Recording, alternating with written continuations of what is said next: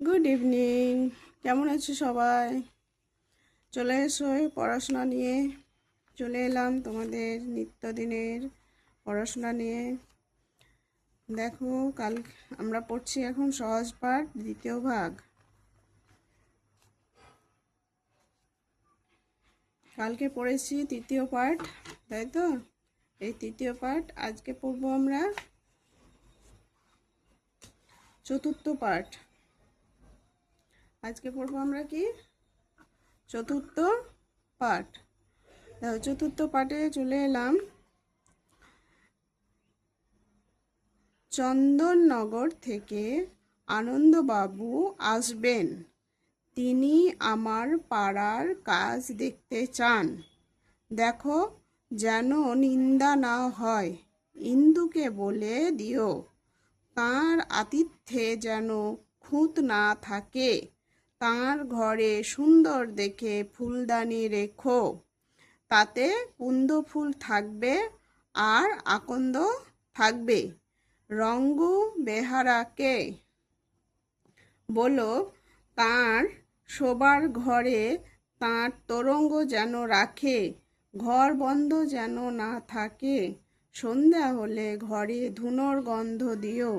দীনবন্ধুকে রেখো পাশের ঘরেই, তাদের সঙ্গে সিন্ধু বাবু আসবেন, তাকে অন্য ঘরে রাখতে হবে।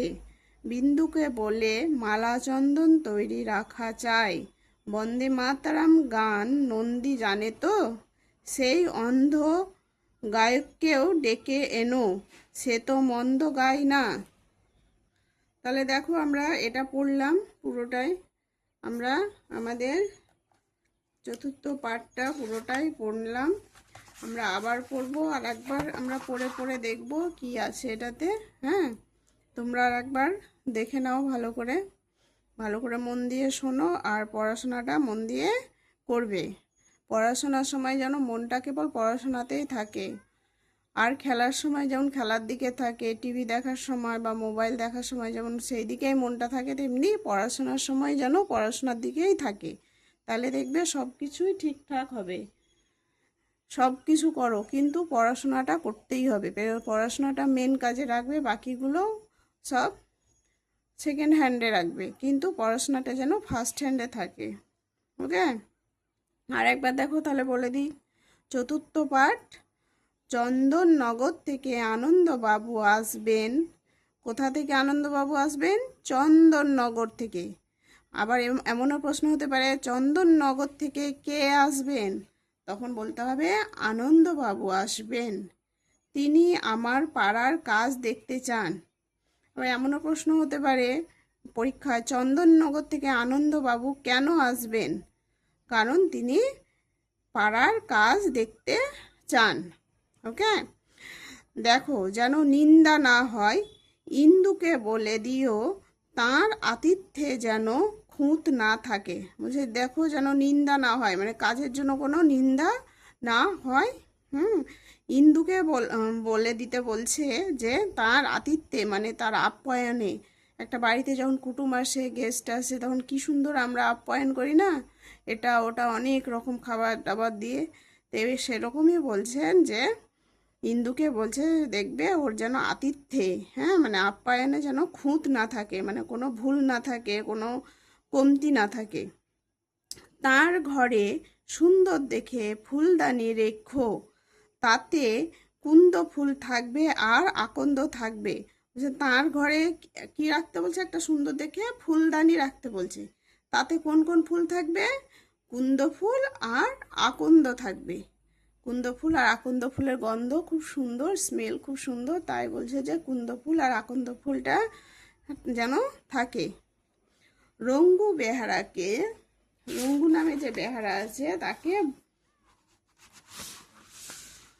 বলো বলছে। তাকে কি বলছে? বলো। রঙ্গু বেহারাকে বলো তার শোবার ঘরে তার তোরঙ্গ যেন রাখে। হ্যাঁ, বলছে রঙ্গু বেহারাকে বলো তার শোবার ঘরে যেন তার তোরঙ্গাটা কি করে রেখে দেয়। ঠিক আছে, ঘর বন্ধ যেন না থাকে। সন্ধ্যা হলে ঘরে ধুনোর গন্ধ দিও। বলছে ঘর যেন বন্ধ না থাকে, আর সন্ধ্যা হলে ঘরে কি করতে হবে, ধুনোর গন্ধ দিতে বলছে। যাতে ঘরটায় মশা পোকামাকড় সব চলে যাবে, সঙ্গে ঘরটা একটা সুন্দর গন্ধ ছাড়বে, সেন্ট ছাড়বে, হ্যাঁ সুগন্ধ ছাড়বে। দীনবন্ধুকে রেখো পাশের ঘরেই। দীনবন্ধু নামে যে মানুষটা আছে তাকে বলছে পাশের ঘরেই রাখতে বলছে।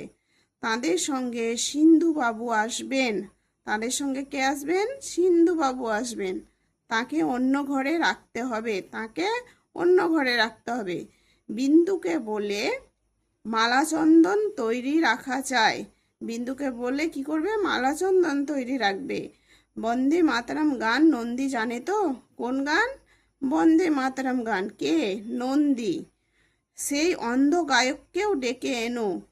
সে একজন অন্ধ গায়ক আছে, তাকেও বলছে ডেকে আনতে। সে তো মন্দ গায় না, সেও খুব সুন্দর গায়, তাই তাকে ডাকতে বলছে। ঠিক আছে, তাহলে তোমরা এটা ভালো করে পড়ো। হ্যাঁ, আজকে এ অবধি পড়ালাম, আবার পরের দিন পরের পার্টটা পড়াবো। ওকে, বাই, টাটা।